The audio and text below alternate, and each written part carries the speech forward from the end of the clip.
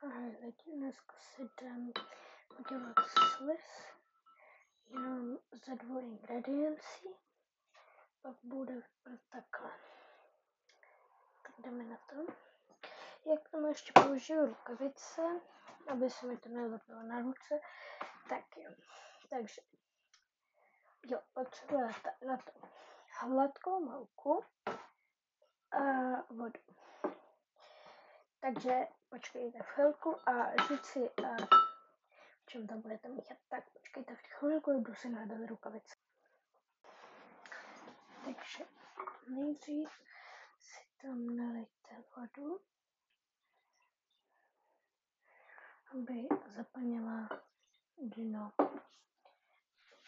Pak si tam přidejte mouku a míchejte,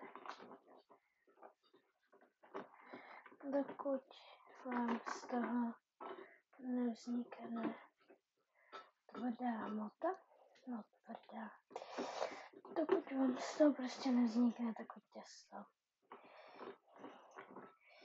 Tak se vám ozvu, až to budu mít zamíchaný. Takže takhle vypadá to těstíčko. Nalepí se. Ano, jsou mi ty rukavice trošku velký, ale to vůbec nevadí. Pak si tam můžete přidat farbu dle vašeho výběru. Já si vyberu třeba, já nevím, žlutou.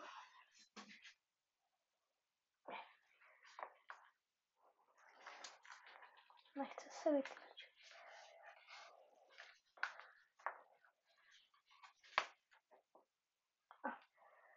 Žlutou. A jenom rozmícháte. Jo.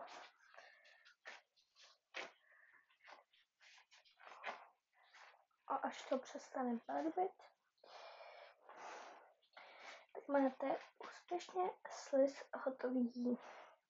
Můžete si ještě klidně tam na to dát voňavku, ale takhle to vypadá jenom ze 2 ingrediencí. Tak ahoj!